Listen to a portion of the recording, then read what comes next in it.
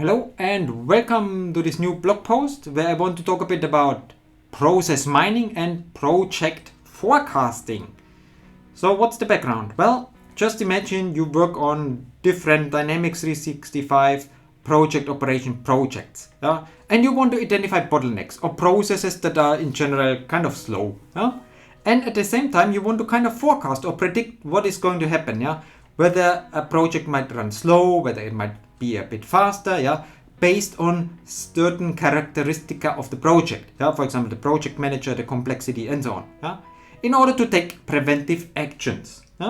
So here's an example that I have. On top, I have here my different project phases. It's a business process flow. Where I start a project and I plan and I staff it, I work on it and I close it.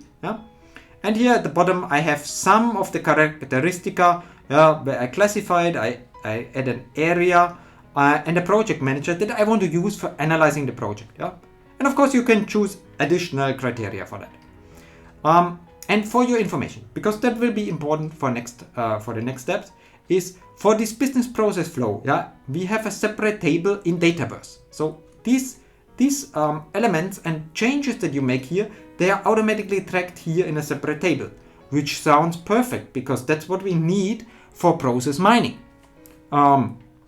The problem is if you have a look at this table, then the things that are written in a specific field in the traverse path, they are changed. And this is not good for me if I want to do process mining on that, especially if people jump back and forth between stages because they make a mistake, because they want to correct something. The audit feature might help a bit, but it is getting complex to prepare the data.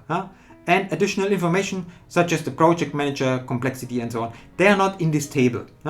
So what did I say? Okay, forget about this table, but use it to build a flow on top and then fill the data that I need for process mining into a separate new table.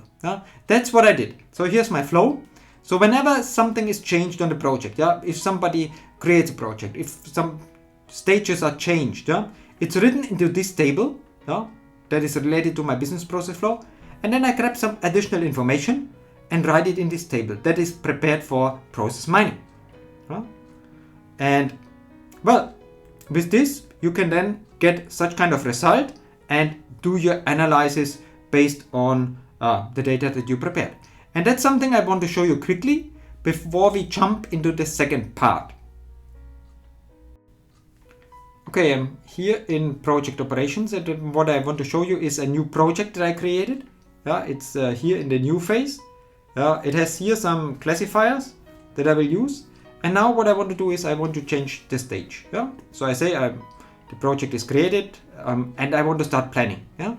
What happens in the background is this business process flow has this table associated with it.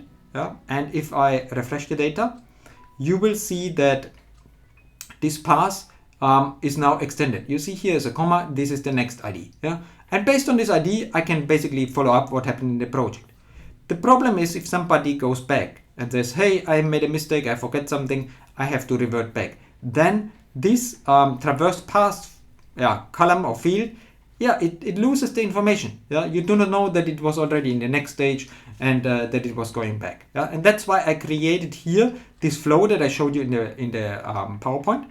And based on this flow, an entrance is made here in this table. And you can see from the entrances that I was going back and forth already a couple of times.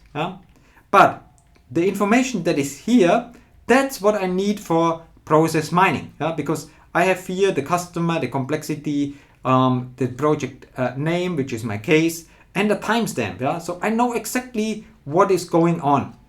And with that information, I can just use this table for process mining. So I just come here, say, okay, analyze this table, and then I get something like this.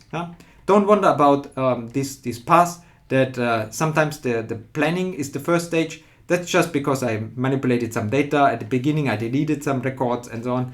But the usual case is it goes to the new project, then to here and so on. And you have a lot of information here. You can mine your process, and on the right hand side you see Copilot, where I ask, hey, what are the top insights? And even I get a suggestion how to improve this process. That's very cool because now I can directly spin up a Power Automate flow. But it's not actually what I want to show because that's something you might already know. Yeah? But before I show you what is new or what I want to introduce today, let's go back to my PowerPoint and have a look first.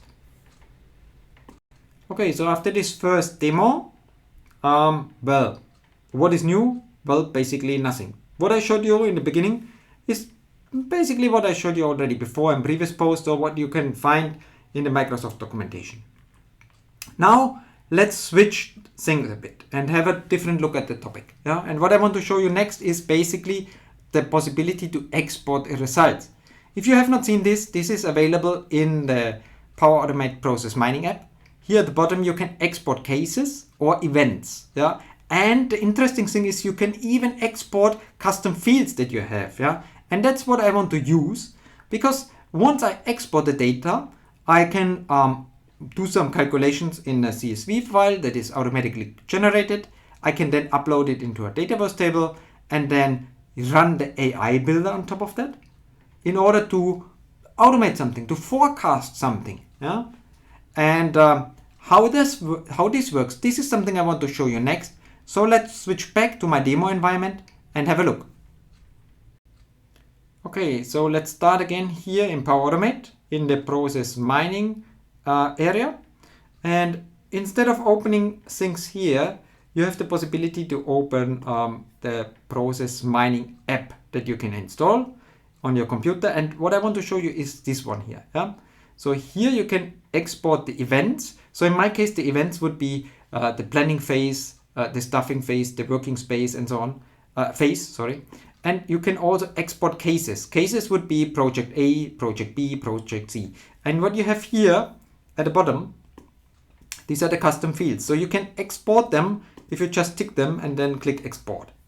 What will you get? Well, a CSV file. And let me open that, how it looks like. So this is the one that exports the cases. Yeah, the case is, in my case, the project. So I gave them all numbers. Yeah. And what you do not have included in this file is the total duration of the project. It has actually this field, but the days are separated here by a dot. Yeah? So what did I do? Well, I basically reformatted to calculate this in decimal hours, yeah? So that I can use it for process mining. Yeah? How did I do that? Well, I basically used here an automation to automatically calculate this thing. Yeah? And once I'm done with that, I then use this file to go back into database and create a new table. Yeah? So this one here. And of course, I mean, I was doing this manually, but you can automate that, for example, with RPA flows or with pipelines and so on, yeah? To get this automatically filled and updated. Yeah? And with the process mining data that is included here, you can then use the AI builder. And that's what I did here. So what did I do? I used an AI model. I said, use the prediction and include all of these custom fields. Yeah? For example, the complexity of the project customer, the project manager, and so on, and make a prediction. How long will it take? Yeah? And that's the outcome for the cases, which is pretty good. Yeah? And I did the same exercise for the different project stages because I was interested, hey, why is the planning phase taking longer for project A versus project B? Yeah? And you can see here the most influential data is the project stage and the complexity. Yeah? And with these predictions, yeah, I could then fill here Power Automate flows. Yeah? In my case, I did that manually because I just wanted to demonstrate this for you. So what did I fill? I said, okay, give me the country, give me the project manager, give me the complexity of the project, and give me the customer. And based on that, put it into this prediction model that we just configured. And then tell me how long will this project take. Yeah? And in my case, it will take 56 hours. Yeah? And I did something similar for the project phases. Yeah? Where I said, okay, we have this customer, here's the project manager, here's the complexity, this is the area. And we are currently in stage 3. I think that's the working phase. And now based on this prediction model, it says, okay, for this kind of project, most likely you will need 14.46 hours. Yeah? And with this information, you can then do two things. Yeah? The first thing is, what you saw already in the process mining workspace. Make an adjustment to a process. So you could come here and say, okay, for specific processes, I need an approval step, yeah, or I need to do something else. I need to send an email to somebody. Yeah, that's possible by using a Power Automate flow. Yeah? Or the other thing is you can use it to fill, for example, your budgets. Yeah, or do some financial forecasting, or inform the financial manager what's going on and what can be expected from a project, and that all out of the box. Okay, so that's what I wanted to show you. Let's go back to my PowerPoint to close this poster. Okay, at the end, a short summary.